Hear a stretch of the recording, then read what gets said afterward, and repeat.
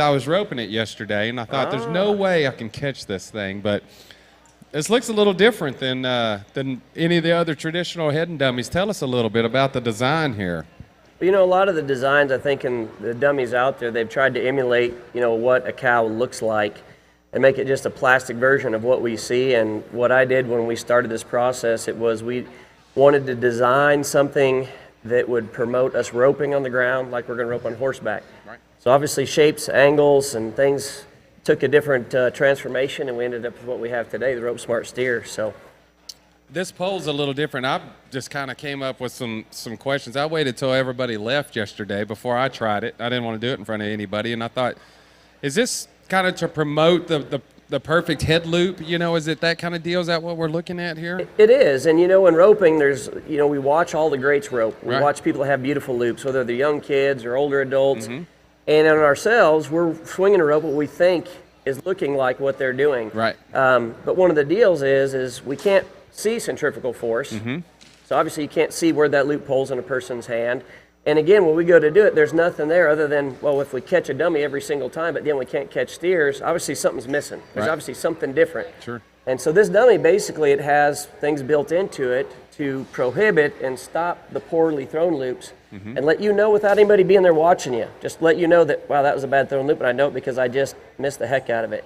And then also when you get that perfect loop, I mean, I don't know about you, but I'm a busy guy, right. family, business, everything sure. else. If I get to walk by my dummy just a few times a week and throw a couple loops at it, I mean, I want to know that I'm throwing good loops. Right. You know, keep that skill honed. Mm-hmm. Unfortunately, unlike some of these young little kids over here, like there's a couple kids I know right here that get to rope a bunch. Oh, yeah.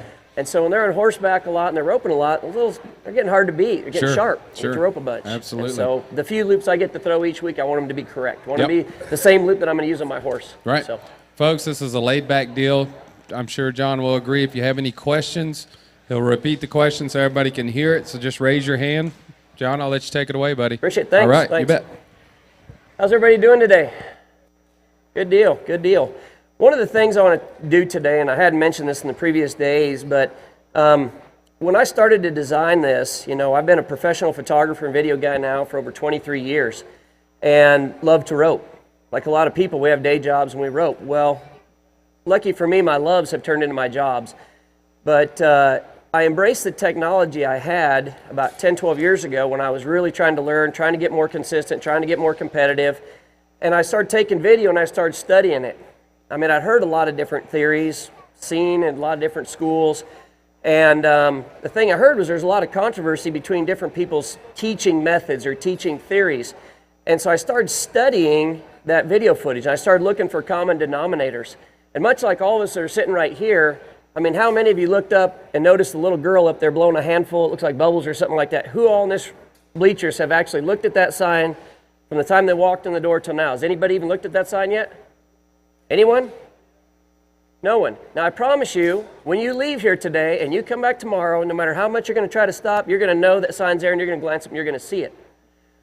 And in roping, and my way of instruction and the way we developed this, is we started to see these common denominators, and they popped out just like that sign's there, and I know it's there, and I can see it in my peripheral vision now. And I learned to see those little nuances, those little differences. It's much like my oldest daughter, when she'd compete in gymnastics, I'd watch her and I'd think, man, she looked perfect. But as I learned to study it a little bit more, I'd see those little small nuances, little differences that were dock and score. So what I did is I started trying to find ways and shapes and heights and different things that would help me when I threw the perfect loop would work perfect, but would also promote me to find that perfect loop, help me find it out of thin air. And so the one and most important question, I shouldn't say most important, most common question I get asked is about the pole. And so I'm going to start with this, and then we're going to work our way back through the rest of the dummy. We're going to talk about a calf head, and I think I've got a calf rope around here somewhere I'm going to loop in to rope the calf for me. But the pole is there for a multitude of reasons. And I'd like to be able to say that the horsemanship side of it, I had pre-thought about how that would help position everything else originally, but it's something that we really learned to appreciate through the placement of the pole later on. And so I'm going to start with that. I'm going to talk about the placement of it. The pole is pushed backwards from the head, and when you line up to the dummy, it gives you a visual reference where to stand at the 45-degree angle. Just like the kids are over at the booth here roping the dummy, and I've seen them at our other booths roping, they walk forward and back, and they'll do this and snatch and turn. And when we rope from the wrong position, one of the things it does is it closes our shoulders. Our shoulders are at our target. The wider we are, the more our shoulders are turned over to our target. But the other thing that happens is our shoulders turn, so does our hand come across. And so when you're riding in narrow, it's really, really hard to rope here and push your horse and stand him up. It's hard to do. And you're needing to go that direction and get the rope tight. When you're over here to the left and you rope both hands, you've got a wall almost like an arm wrestling position. You just build a wall, dally, and you stand your horse up. And the steer's going to come tight immediately. So the roping position to me, after you've learned to rope, position is like the key to heeling and heading. Perfect position is, 70-80% of it, I'll be honest with you. So I'm going to have Nicole, she can come up here real quick. I'm going to show you a little bit of this and demonstrate it. So when you're in here, what I call the no rope zone, which is anywhere from next to the steer to 45-degree angle, in here it's just a variation of how bad the handle's going to be. Outside that, there's about a 10 or 15-degree window of sweetness that you can use, and then when you're too high, you drop back into that same scenario where you're washing out your steer. So there's a small range you really want to stay in, and that's why you see the top guys that are open fast and wide, they're trying to stay away and trying to reach, and then they're going over, and that's where a lot of the kids, they get this, where they're going like that. The deal is we got to be square when we reach, ride our horse, and stay wide. In narrow here, when the steer hits the end of the rope, it's going to take a washout. Header's going to turn, there's that dead spot, and then the steer's going to start going to pull it, and the steer's going to pull away. When we're heeling, if we ride into that corner at all, steer turns, we ride in, now he's hung, you pick your rope up, you have to stop your heel horse, and you're either going to take a bad shot because you're like here on him, or you're going to let him move away, and you're going to kick up and ride across the arena, retime him, and rope him out in front of you, but you lost 3 or 4 seconds. Okay? When the header stays wide and ropes wide, go ahead and go out to a 45, just line yourself up. I can't see it, line yourself up there. The steer is going to turn like this, and the header's just going to go across the pin, and the steer is going to maintain that. A couple things it does. One, it gives us a beautiful handle on the backside, but it leverages the head left. Anytime you pull a steer's head left, the feet go where? To the right. If I'm a heeler and I throw even a sorry half-baked loop out here, what do I have that I'm most commonly going to try to at least hook one of? If the feet are underneath me and they're being drugged behind the horse, I throw something over here like this. What is the chance of that steer being towed directly away for him to wash back underneath? How many of y'all seen a steer, you go to rope him and he switches underneath you? And your loop's sitting right there. And well, if he woulda, the one famous line that all of us team ropers start about half our conversations with, if he would've, if I would've, those kind of things develop into a miss. And you can't go back. As much as I've tried to flag, man, I've tried every excuse I could. They just don't give you another cow. You go home and you think about it, work on it. So the pole being back in its position is super important. Gives you a reference. Anybody of you who has kids that are roping, I love for kids to have this thing, rope it, spin it. They have a lot of fun. They're sitting over there all day long. They're just taking it, turning it off, pulling it, having a good time. But one of the things you want to do is when your kid's roping it, is you want to give them a spot to rope from. You want them to be effective and have it be something that's somewhat structured. And so on little kids, what I do is I take a pallet, we just put a piece of plywood on it, and we set it where the perfect spot is. And it's amazing. You raise a kid 4 or 5 inches off the ground and give them that piece of real estate, they'll actually stay on it. And so you can take your little kids and you can move them to different spots. You want to give them different shots, but first you want to teach them the mechanics of a perfect shot. Not every cow is going to give us this shot. We have to work for it. We have to ride our horse for it. That's where horsemanship comes in. But I'd much rather work 3/4 of the arena to get this perfect position and then take a high percentage shot than to have one cut in front of me right out of the chute and take a poor shot. If I do catch it, it's a useless shot for the heeler and it all falls apart. Okay? With the post being back from the head, this is a simple question, but we need to say it. What's the biggest opening in your loop? Is it the back of your loop, the front of your loop, or the center of your loop? The center of the loop. So with that post being back, if my buildup, and this is all buildup, slack is how far your rope flies before it hits the spoke and kicks. If this whole 2 sections of buildup are too long, and this rope is opening up here in front of this is a big split off wonder. I don't want that rope that I'm throwing with the buildup wrong to work and catch the post in both horns. I might catch both horns and think, hey, I've got a rope on this dummy right now where it looks like this. Well, that tells me, yeah, maybe I did some things right, but my buildup's so long, the loop is flying way far to the front.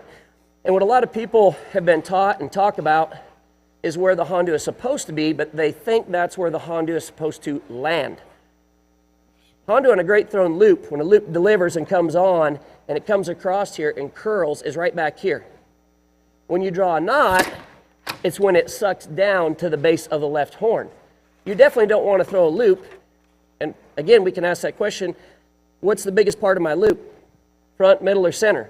I want the head in the center of my loop. So the pole is pushed backwards. Okay? The height of the pole, you could honestly, if you're only going to rope from 3 and 4 coils away, you could honestly cut a couple inches off.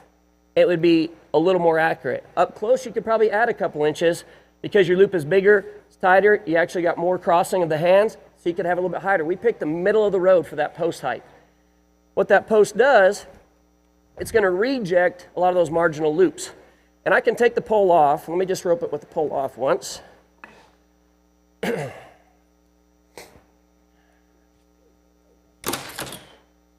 Jeez, how did that just flip off?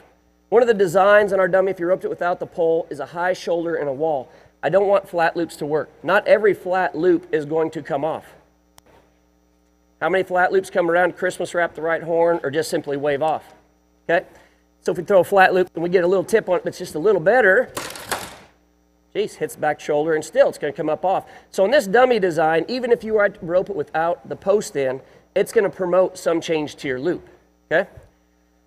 I'm going to take that loop right there, and it's not going to even make it to the horns. Same loop, same delivery, but with the post in. It's going to hit that post, and it's going to go completely around it. Now, when a guy goes out and he practices on another dummy, that literally the head's shaped up, sitting up, and you can take a flat loop like that, and you can come across, he's going to rope it with great success. Let me ask you something. High shoulder, low head, is this what we see when we go down the pin? Or is this what we see when we go down the pin? The only time I see a steer with his head up when I go down the pin is if he's a freshie and he's looking for where the strip and shoot is. And that doesn't happen very often in a roping. They're running out, they got their head down, and they're running, the head's moving as they run, but it's down low, okay? So that shoulder being high, head down being low, it's going to promote me to do one thing, which is get my hand up where I threw those other loops from here. Now if I want to get down to this window, I've got to have my hand up and have my tip down. I'm going to rotate this dummy around, and I want you guys to look over the shoulder to the base of the right horn real quick. Everybody see how small that little window is? Okay? In bow hunting, I used to be a competition bow shooter, and I was sponsored by some archery companies, did some 3D stuff and some hunting shows. And my whole theory of teaching somebody to shoot really, really accurate long distances was aim small, miss small. Pick a hair, pick a spot, pick anything, but don't aim at the target. So when it comes to heading, some people say, well, I look at the whole head. Even when I throw something in the trash can, if I look at the rim, I'm going to hit the trash can or the rim of that trash can. If I'm looking right in the center when I throw it, it's like the most perfect shot in the world. Happened to me in basketball. It's the same way. My eye contact, my focus was huge. So on the dummy, I created a smaller window, something that's going to promote me what psychologically, I think I got to get over this thing psychologically. I got to get my hand up, get my tip down to get in that window. And so it's going to raise my hand. Now we can watch every guy leave the box tonight. We will not see anybody swinging their head rope down here. No one. However, you give even some of the same guys on the dummy, they'll walk and they'll just pop it on. Pop it on. And that's why a lot of the great instructors that have lived over the last 15, 20 years will say, don't rope a dummy. It's not like roping live cattle. You got to get on live cattle if you want to learn to catch live cattle. This right here is going to help you learn to catch live cattle. You will take your skill set from this and transfer to horseback and be successful. I have not had anybody yet who can successfully rope this call me up and say, oh man, I can't catch live cattle. I get calls up all the time say, I just want you to know, I just won my first saddle, I just won my first buckle, I just won a truck, I just want to thank you so much. And I'm just like, wow. But it's true change. So that pole is going to affect those flat loops. It's also going to affect the loops that are delivered early. Nobody talks about timing of a head loop. I just simply let a perfect loop go early. On a dummy without a pole, those perfect loops turn into, I think it was last night I saw it. I can't remember if it was last night or the night before. Last night I was honestly about halfway asleep through rodeo. But when a loop gets dropped just a little bit early, 1 or 2 degrees, and it comes down and it hooks under that left horn, it's going to get ripped off. And we're talking 1 or 2 degrees. How many people in the stands have ever sighted in a rifle scope? How many? Anybody sighted in a rifle? You. How much does 1 click equal at 100 yards? 1 click. Anybody know? 1/4 inch. at 100 yards. Can you see that little thing move when you make one click? No, not at all. When you're close, you've got a lot more of a shotgun kind of pattern to your head loop and your ability to catch. When you back up and you start getting back and the guys start dropping 2 and 3 coils on this, they don't have a shotgun pattern anymore. It has to be precision to catch this thing at a distance. That's why this dummy has something for the very beginner all the way to the elitists. Has something for everyone. Every little degree you're off transforms into a lot the further away you get. When we talk about the timing and an early release of a head loop, an average guy can be right here and be 1 or 2 degrees early, and it's going to send it right past the right horn. And if he catches half head split horns, maybe necks him, but it's a low percentage loop. So I don't want that loop to work at all on my dummy. 0, not at all.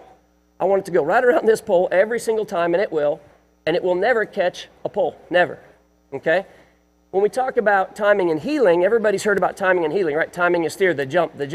But what about tip control and heeling? Do you have to have tip control to get your tip through the feet? Yeah. So I want to take tip control and I want to rename it timing when we're talking about heading, timing the release and where the tip of your head loop is. There's a reason most good heelers, you can give them a head rope, just get them to change the plane of their loop, and they start roping the horns and they're thinking, why am I not head? My partner stinks, and that's easy. But he's got great tip control. He's got great timing on the release of his rope. And the analogy I'd like to use, and I know she knows because she's been here the last few days, but on video right now, there's this video that everybody's passed around through Facebook and YouTube and everything else, and it's this gal, and she's up on this rope on this bank, and there's a beach, and then there's the water in the lake, and she's going to swing this rope and let go and land on the water. Well, she starts swinging, and about the time she's at the edge of the beach, she lets go and just whap right in the dirt, and the rope just swings on out over the water. Well, she released a few degrees too early, and took some kind of face plant, and it's kind of funny to watch. So our head loop's no different. If we're swinging around here and we let just 1 or 2 degrees early, the loop's going to start in that direction. It's still going to hit the end of my slack. It's still going to hit my spoke and kick around, and that's why you get some marginal head catches with it. It's not that it doesn't work at all. But again, I'm not trying to build a dummy here that's going to give you false confidences and maybe give you an emotional boost that you can catch it every time and then let you down when you're in the arena, okay? So what I like to do is I like to get people to swing, and as they see the loop, see the steer through their loop, to say there. And I'll have her open. You can try this when you get home. Close your eyes and swing your loop. There, it pulls my pinky. There. And when it's pulling on my pinky, that tip is already over here. It's already passed. So when I let go of that head loop, or I just simply extend my body and let go of it, it's going to go on, and I'm swinging right to left. It's pretty natural. If I'm swinging right to left, it's going to catch right horn first. But it's going to fold around, and it's going to curl over here. Okay? So I'm just going to try my theory. Let's see if I can do it blindfold. I've never tried this before. Seriously, first time right here. I'm going to close my eyes and just go off the tip. Anybody watching me? There it is. I can literally feel it pull my pinky when I know my tip's out front. So timing's important. You should be able to see your target through there. I want to talk about the openness of our loop. Is this a bigger target, or is this a bigger target? This or this? Again, as you bring your hand around, and I know I could start open up a can of worms here, but most ropers will say I either rope right horn, left horn, or they'll say we rope both horns at the same time. And when we're up close, everybody says they rope right to left. They rope right to left every time, and I'm going to kind of just explain this. But up close, we're really exaggerated. We have to cover those horns. We have to reach around, and we have to rope right to left. We have to catch that. When we're back, all the way back here, that head is smaller than the palm of my hand. Stay with me for a second. Does a trick roper make a great big loop so he can jump through it? Or does he make a perfect little circle loop and just jump through the big loop that he's swinging? Hence, when we're swinging, the loop is just an exaggeration of what our wrist and our forearm is doing. That's all it is. Whatever our wrist and forearm does, it does. The loop is going to do. Hence, you see somebody with maybe a marginal head loop, and instead of it flying nice like this, it looks like this. Has a twist to it, has a kick to it. And they'll rope like that forever, and they'll ride right up here, and they're going to get right up here, and they're going to drag it on and pull their slack, and they're going to dive out. And they're going to survive on that. The deal is in roping this, we want to develop a nice, smooth plane. We want to have a big target to it. So we're swinging right to left, correct? Everybody agree? We're not swinging left to right, and we're not swinging forward to back like this when we go to deliver a loop. However, when we reach, our tip is more up front, and we're actually reaching further to the front when we release, but we're not swinging front to back. So when a person's swinging, he's got his thumb down. Then in delivery, he has to turn that over, put his pinky down to make sure the base of that hits the base of the right horn. So if this strand right here doesn't make it under the right horn, isn't it pretty safe to say no matter what you do that it's not going to be good for the left? Okay? So that pull is going to make a person who's swinging a marginally flat loop or a wavy loop, it's going to make him learn to stand it up, give that loop a leading edge, and since we're rotating our hand, it's natural to think that you're going to have to rotate over the top of the head. And you'll see most of the great guys from a distance, you'll see their palm. Like if you watch any good team roper from the front, you'll see them just, and it's a little move, it's just a move. But they've got a perfect circle they're working out of. Perfect circle, perfect right to left. And it's much like, say, the blades on everybody knows what a weed eater is. The strings on a weed eater stay there curled. As it spins, they extend out. Tons of force. If I'm swinging a little kid by his hands, his feet swing out, and he goes in a circle. Wherever I let that little kid go, he's going to fly that direction. So we get back to what? Loop timing. But the deal is, as we rotate and get the tip out front, we still have to carry it to the head and roll our hand over, cover the horns, and yes, when we're at a distance, and especially when we're left, that hand is right there at the center of the head. But I've carried it from all the way back here around to get it there. That's all creating right to left. So the appearance of it changes a lot, but the mechanics of a great loop are the same. Deliveries are a little bit different, whether you're narrow or wide, but when you get back 2-3 coils and you're roping at a steer coming at you, that's where I can give you a great set of mechanical skills, fundamentals that are just rock solid sound, and your natural talent's going to carry you beyond that. But in just like writing, if you never learn to make perfect letters that look really nice, you can't expect to write a 5-page paper and be able to read it if it doesn't look all nice.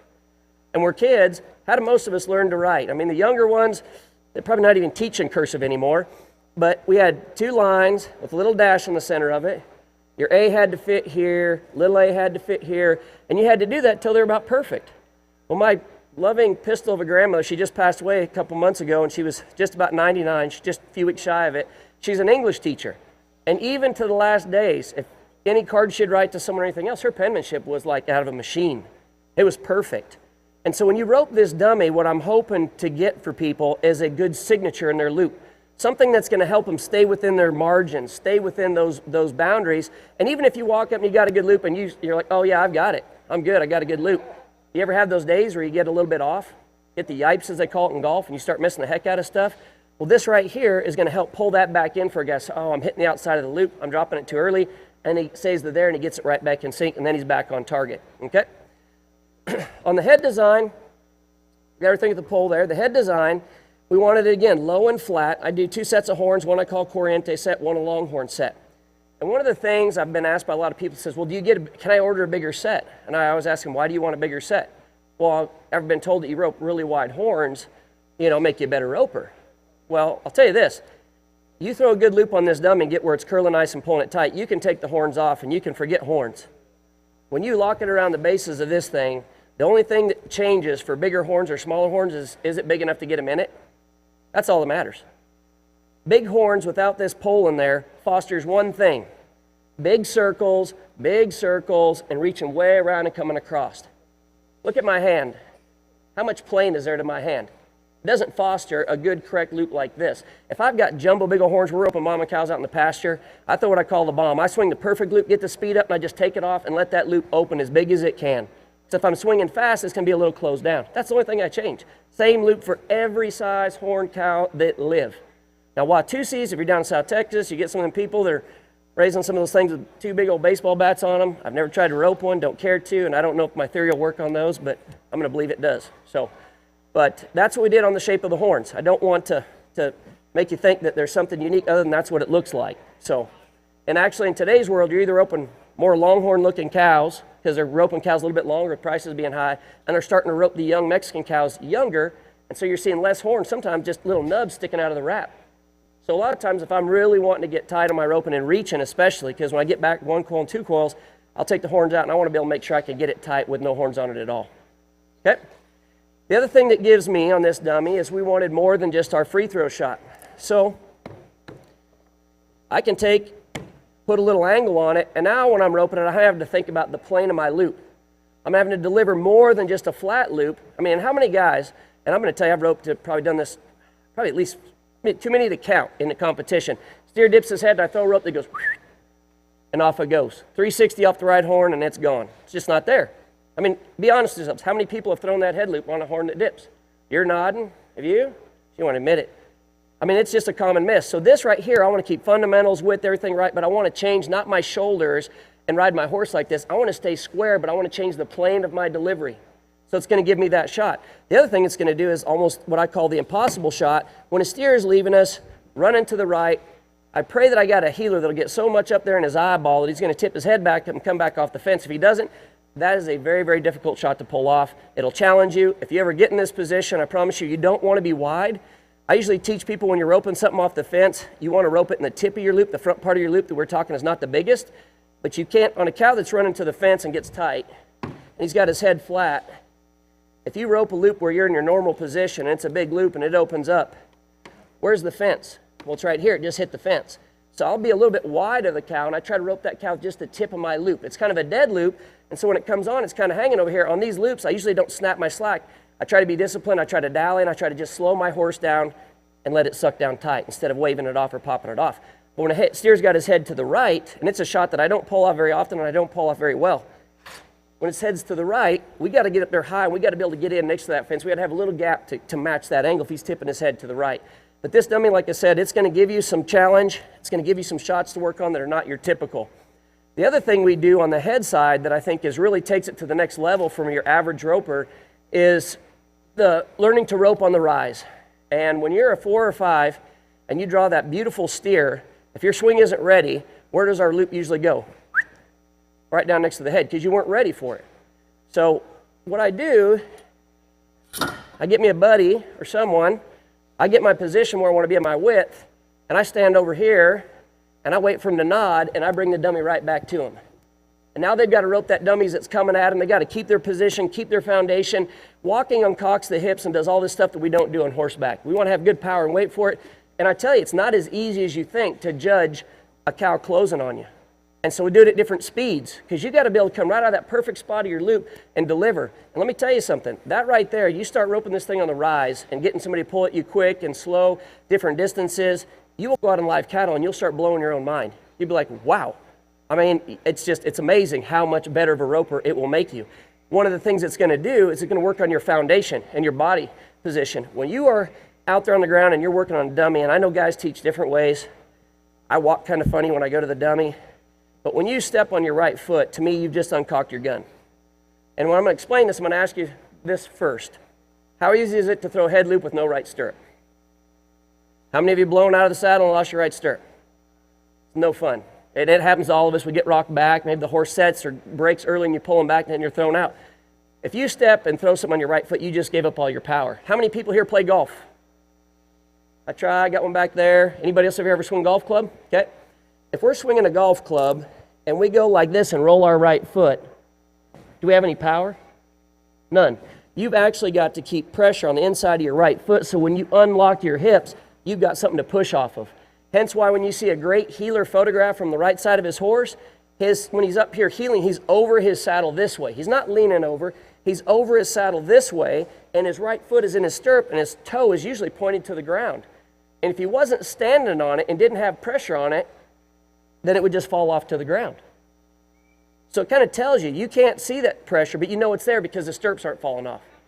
But that's where that kick and having a good base is. So staying there, getting a good base, everybody tries to say I'm going to stand flat-footed and rope. It is difficult because what are you not using from here down? I mean, there's a kid down in South Texas who came back from the war and he's paralyzed from there down. He doesn't have that to use. He's got to be strapped into the saddle and he's got nothing but up here and he struggles to do anything. So on the ground, we want to get our shoulders back, get a good base, and like in football, you're ready to take off. A track star is ready to take off. You watch people in the dummy, and they'll want to get over here, and they're going to step like this and throw. How many headers do you see hang over the front of their horse as he's gaining on a cow, and he's just trying to get there for his horse, but his horse just quits running? When that happens in a school, and I'll hear a parent say, man, don't I need to get Johnny a new horse? I do, don't I? His horse is slow, isn't he? I mean, if I was just a horse hustler, I'd be like, that's an opportunity for me to sell a horse. Truth is, I say, here, just give me Johnny's rope. Johnny, get in there, let's get that fast cow, and you go run him again. Come back, tell me how many times you could have roped him. Well, without his rope, he's sitting on his saddle, and he's riding his horse, and he runs right up there, and he's like, 1, 2, 3, He counts all the way down the arena. Same cow that just outran him and he couldn't reach. A lot of mechanics affect how our horses rate. Heel side, if we get inside here and we lean over, what's our horse going to do? Going to quarter. So there's a lot that goes into mechanics. So when you do rope this dummy, you want to work it at a distance or on a rise, have somebody pull it or half step. Drag your right foot behind you and be ready at any minute to kind of push off. And it may look funny, but it will be effective. You have more power in your delivery, more distance when you want to reach on this dummy. And when you uncock your shoulders here and you push, there's actual power in that. Anybody here can stand up, touch the other person's shoulder and push, and you're always pushing on your right foot. And when a rope horse is in its right lead, it feels really bad. I mean, I don't know about you guys, but my horse goes in the right lead and comes back to the left. It's a racking experience. So my horse is going to stand that left lead the entire time down the pin. Okay? All right, so we've covered pretty much everything on the head. The fact it can rotate left, right. The pole position gives you a reference where to stand. It prevents you from throwing the flat loops, early delivered loops. And the other one we're talking about is jam loops. How many people try to reach and think they need to throw harder on the last swing? They swing, and then they push. They think they have to throw it harder. Really, centrifugal force, the more swing you have, the more power in your circle is where your power comes from. Like this, and throwing it in doesn't give me power. When I tighten that circle up, that's where power comes from. That's where distance in your release comes from. Centrifugal force you're creating with the perfect swing. The greatest headers, they get their loop up, they start, and they've got a perfect swing, and there's power there instantly. So, when we get to, where's our calf roper? Is he around? Is he? Yeah, if he doesn't mind, if he comes back over, I'll get him in here quick. One thing about our dummy, I wanted something that was universal, and I'll touch on this, and I'll let this guy demonstrate it when he comes up, but we built a calf head for it, and I'll pull it out in a minute. I mean, our dummy really fits all facets of the family. You can rope your calves, head, heel, take it wherever you want to go. Our dummy also collapses up. Open the legs, put a rope on each side, head goes inside, and you can slide it under your gooseneck and take it with you everywhere, okay? I'm going to start on the back feet in case you can't find him. The back end of this dummy, when you look at it, we joke about it looking like a crotch rocket motorcycle, and the handlebars are up there, but it kind of does. And this opening we developed right here was probably the toughest to get precise. One being, of course, when a steer is up there and we're on the ground, whether you're roping a sawhorse or machine or whatever, we can look at the gaps underneath them and they're ginormous. And so if I'm roping a sawhorse all the time, and I'm coming around the corner and I'm having to swing over that sawhorse's back, like over the back of it because it's square down there, and then I come in to sweep it, okay, I don't have I have a bigger window, and so like there where you heard it just tick the plastic, it's going to hit and it's going to start telling you. So you're like, okay, I shouldn't hear anything. Coming over the top of the back, and we're here. You get really up front, you're going to hit the whole loop. But if we look at that loop that hit the whole loop, not just ticked it like the other one, would that not go through an opening in a sawhorse? That loop size? Sure it would. And when you look at a sawhorse's pattern, like I was at the US Finals here in the end of October, beginning of November, and there was one of the new hanging legs on the wall, and I looked on the pattern of the dirt on the floor of how much area that rope was covering. And I thought about it. I was like, well, if I was on my horse, which I was looking down, I was like, you would never cover that amount of dirt, never. Your tip's going down, your steer's down here. We're delivering at 45 to 50 degree usually, and that's one of the beauty of it. The angle is what actually pulls our bottom strand onto the dirt and keeps it from just shooting through. So on this window, as small as it may seem, a full-size, perfectly thrown heel loop goes through it every single time. What I did as a reference here is much like we use this for the position to stand on the head side. These legs I used to reference the proper angle. Now, when you look at different height heel horses and widths people ride, those angles all vary, but can we all agree that when a heeler leaves a box, he doesn't swing his rope over here? Doesn't swing it up here flat if he's doing what he's supposed to. He's aiming at the hip of the steer over here, tracking him as he goes down the pin. So we're looking at that steer, waiting for him to bend. Well, it's funny, if I've got the right angle, I look through here and I see that angle of that leg matching my loop. So this loop angle, I can use this as a reference. When you have little kids that are learning to swing a rope, or if you're a big kid and you're just maybe really at a rough spot and you want to rope a lot better, tape a 5-foot piece of PVC on this, and every single swing you take will have to be under that PVC. So when you start underneath it, you stay under it the whole time, under it, and then when you reach down to rope, you're completely right at your target. But it'll keep you from ever getting up here high, throwing what I call the play toy loops, whatever, where they go like this, and they go down underneath to scoop the feet. Those loops right there are not going to be highly proficient on live cattle. Okay? On the shape of the back feet here, instead of coming out at a 90-degree angle, again, you heard me say, and And I hear it every time my wife flips on Tyler Magnus. She watches all the different roping shows, and I hear him always say every swing should be a delivery, and that's exactly what I say. Every swing should be a delivery. I got my swing at my tip. Anywhere he turns, I should be ready to deliver. Well, if I come across and I got a sawhorse or something, I'm swinging over, and I have to change that, bring it down into my target zone. If I swing behind it, I actually have to step forward on my right foot to deliver. And there's some great instructors that actually teach stepping on the right foot when they deliver. And to each their own. Again, we already talked about the power in the right foot, the golf swing of the right foot, everything else. I've never found my heel horse to treat me good if I come around and put my weight on that stirrup. Never. He'll short me, leave me reaching way the heck out there. He'll quarter when I try to grab whatever leg I just scooped up, and then I'm racing to try to get a dally out of him. So I want to use the analogy here. When I get up to this dummy to rope it, or any dummy on the heel side, I want you guys to think about us parking our trucks. Now, we had to park across the street today. I don't know how many of you guys are, any of you are parked across the parking garage? Anybody drive anything, a truck, maybe instead of a rent-a-car? I wish I had me a Hyundai today. When you go to get in those parking spots over, you watch people, and it's not very easy, nor is it at the grocery stores. But you stay as far away as you can from the spot you want to be in, drive all the way over here until the last second you turn in really good and you try to get into that spot because it's a tight fit. Riding a heel horse is all the same. When you make that sharp corner and get square, there's a reason roping square is better. If I'm roping over here trying to get around both of those feet, I'm having to do a lot of things wrong that would be a lot easier if I was just right here just cutting through the legs. Okay? So I like to look at the position on the dummy as I'm going to park my car next to that steer, be able to open my doors. I don't want to be on top of him. The other thing that happens if we get on top of him, and I'll see kids walk up to my dummy all day long, they'll stand behind like this, and then they go. What happens when we keep our hand outside the right leg and try to teardrop it in there? Does anything good come from that in a heel loop? But if you catch a couple, it's great. You get your Honda on the inside of the right leg, and that's all you ever get. You see a big old, end of your loop sticking out the end, and guys will say, God, my trap was sticking out 2 or 3 feet. I can't believe, how did he get out of it? Well, he's never in it. That's how he got out of it. Pretty easy to stay out of a loop if you're not in it.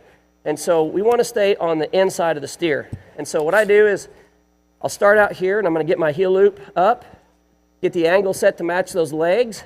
I'm going to go forward, and I'm going to turn into my parking spot. And I'm going to keep my hips cocked just like I'm a live cow, swing right at my target, and then I'm just going to reach forward to put my loop into position. I don't have to change anything. If you ride for perfect position, you should literally just lean forward and put your rope on the ground.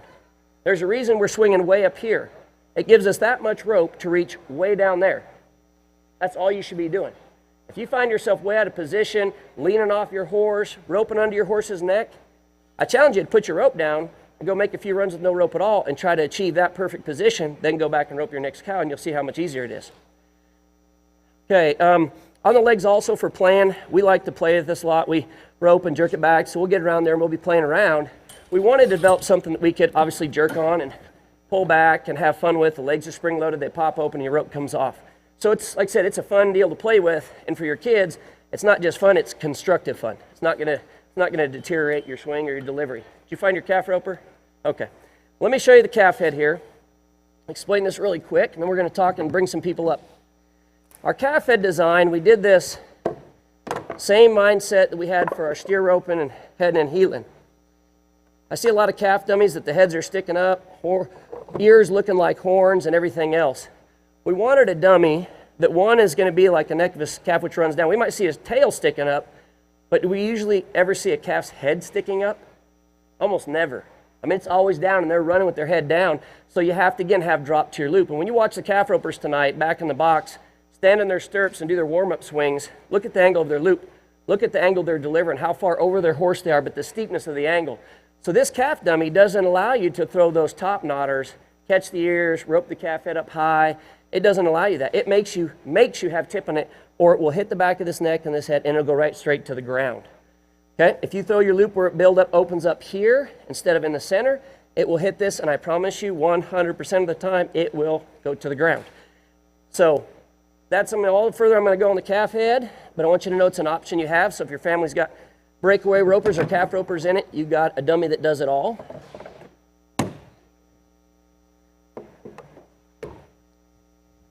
All right, so we've talked about the head side, talked about the heel side, a little bit about position and drills.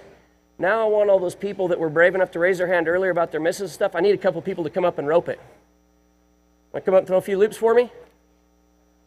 My stomach. Anybody? Come on, volunteer. He's just itching to go. Look at him. Come on up. That's all right.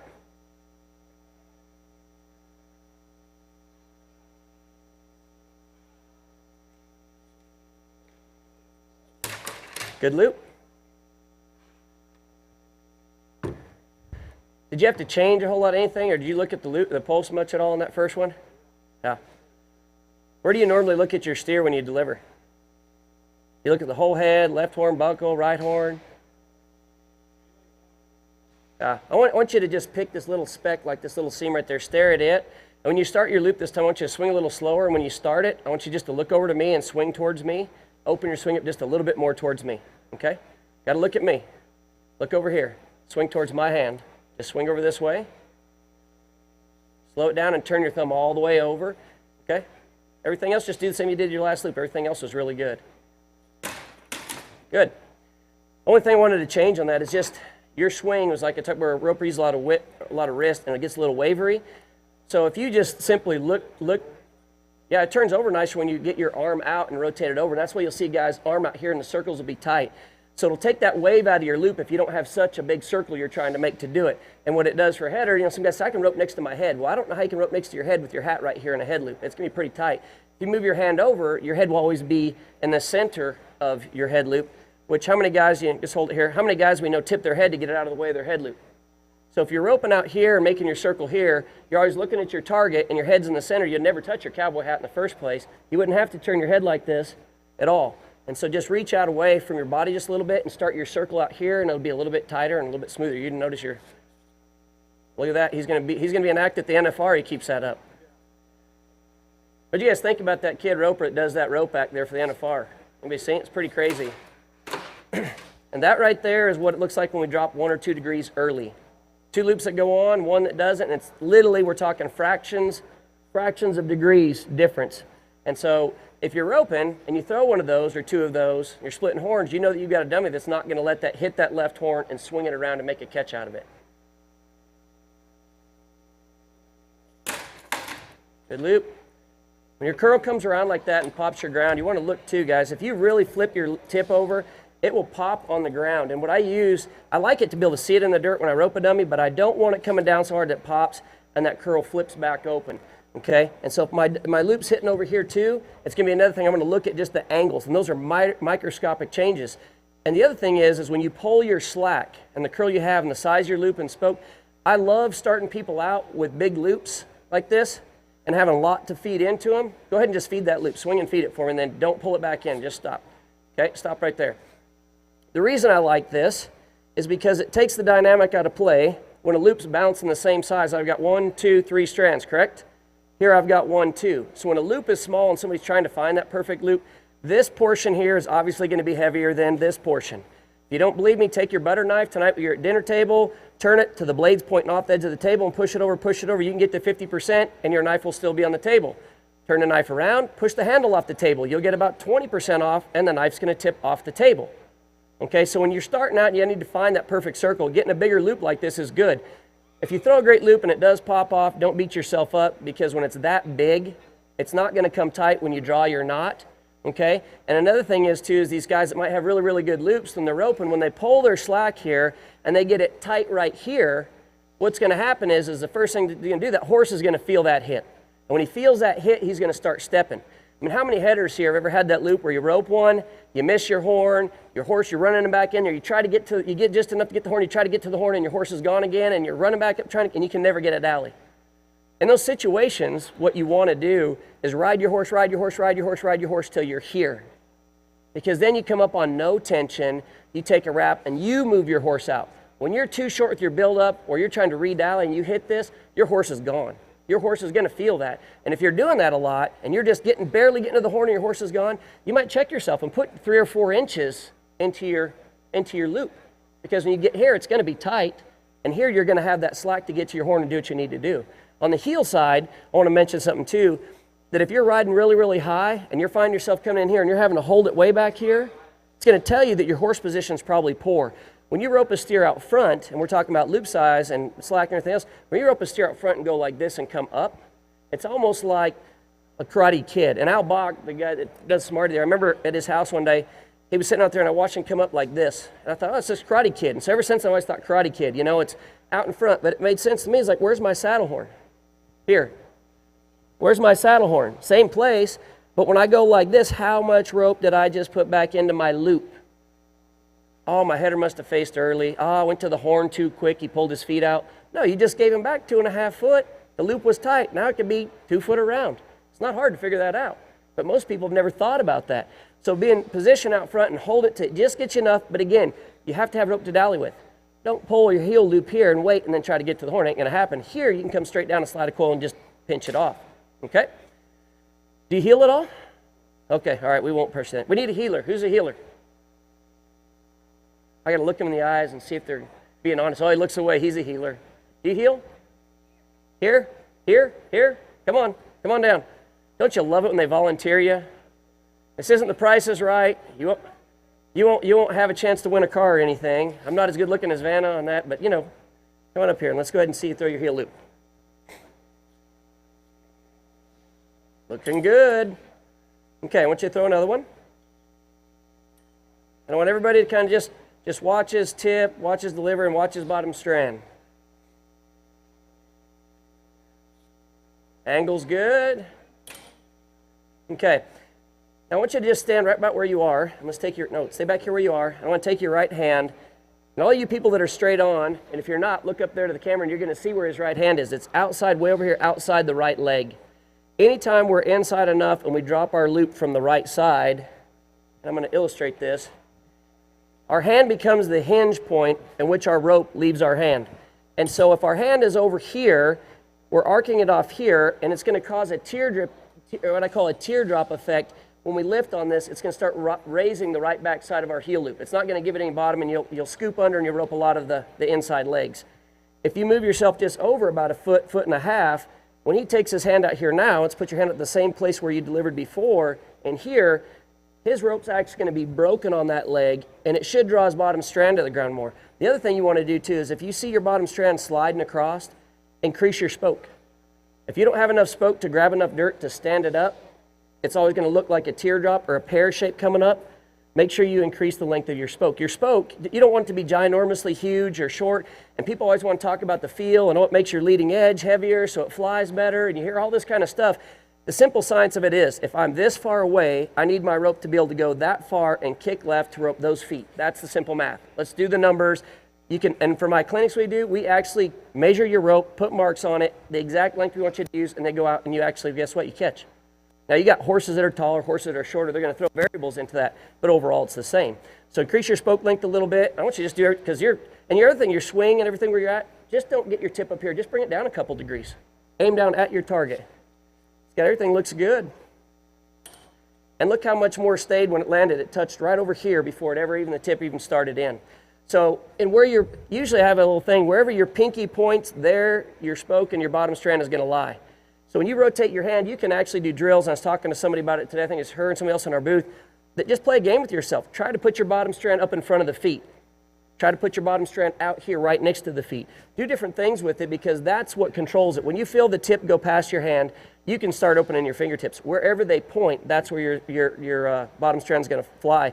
In fact, I have a picture in my house on this little dun horse, and I kept it because he's a cool-looking horse, and he's sliding through the corner.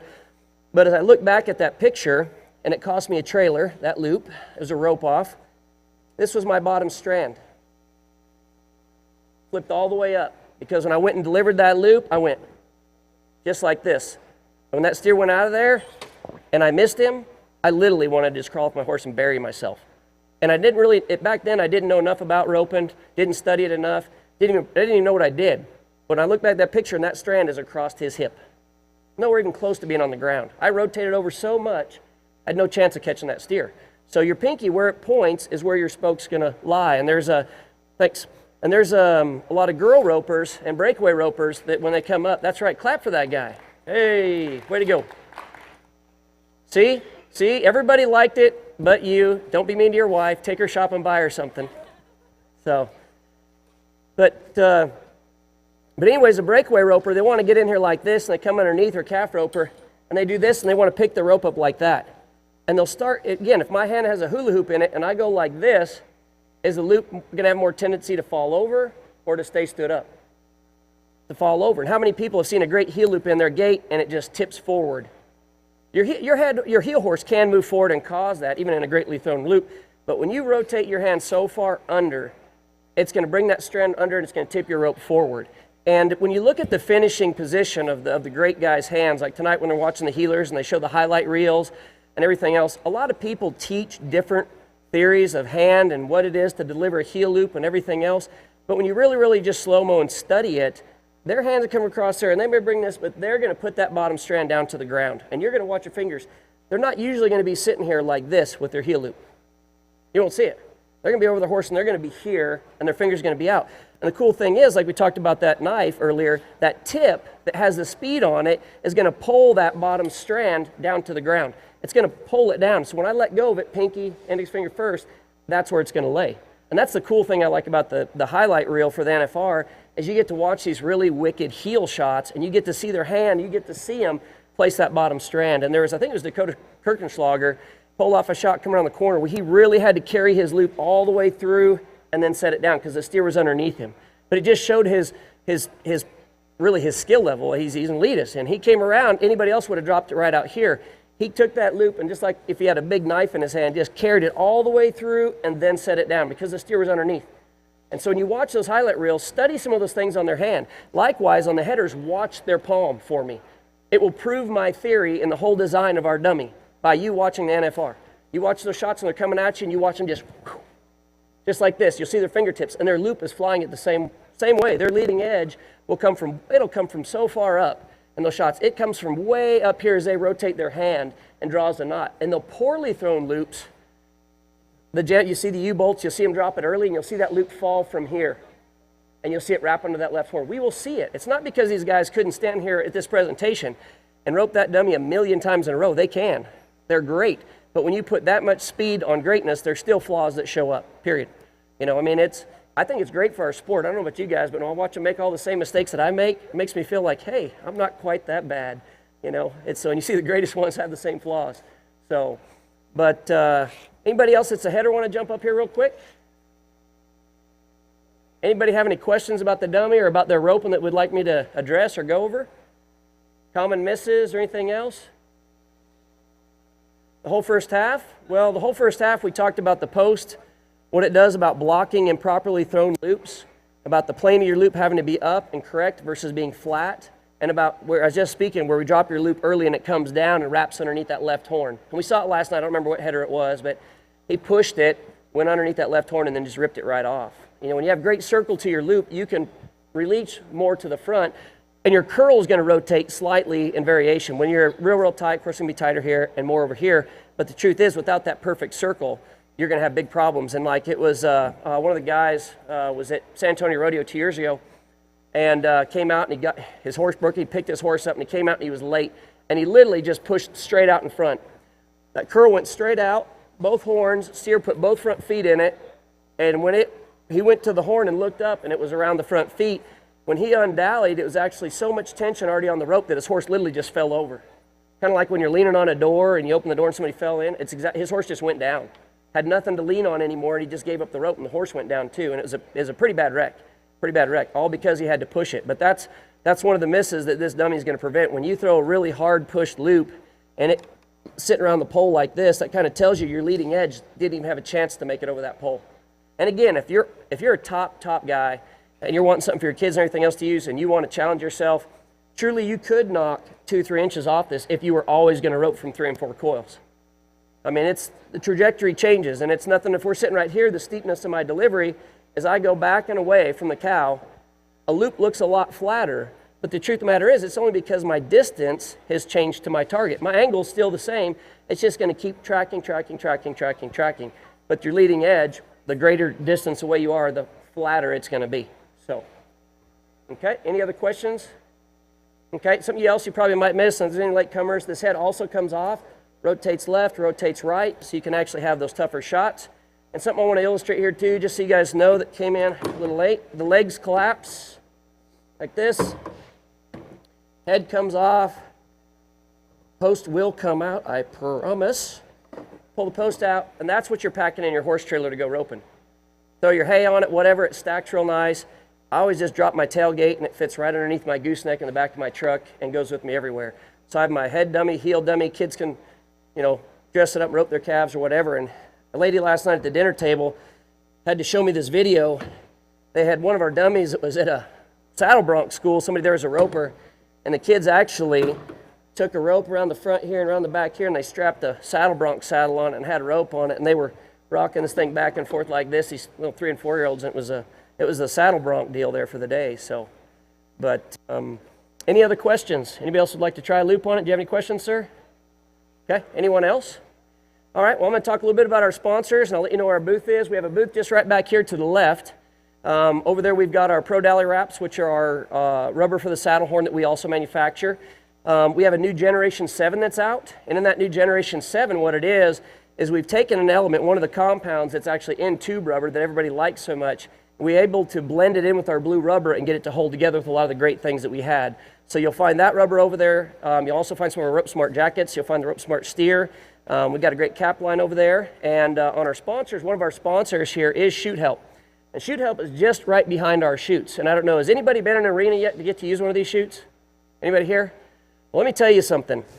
When I started looking at this deal and we started using it, I had kind of wrapped my mind around it. And there's a lot of great chutes out there. A lot of great steel, a lot of great powder coating, a lot of great design. And so when I really got down to it, and I was trying to think, what are the fine differences? What would make this chute better than the others? And I'll be honest with you, if I represent or endorse something, there is absolutely nothing but true belief and faith in the product. Period. That's it. People say, John, you can sell really well. I said, I believe in something or I don't speak about it. Well, the Shoot Help Shoot, the way it actuates is from a live cow going through and using a leverage system.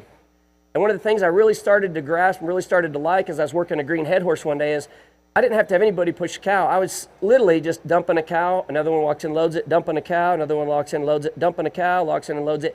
I could let a number of steers go at any point in time encircling my horse in the box and then back in at some point and click and just let that steer go and go along with him. Steers are loading themselves, open front gate, back gate, and everything else. And there's some other chutes that have some open rear and front automatic gates, but the cool thing about the Shoot Help Shoot is in the front of it, there's a little latch up here, and I'm probably going to go off camera. I don't know if you want to turn it over here. But over here on the Shoot Help Shoot, in the front of this, they've got a latch system that when you open your front gates, you can lock this up.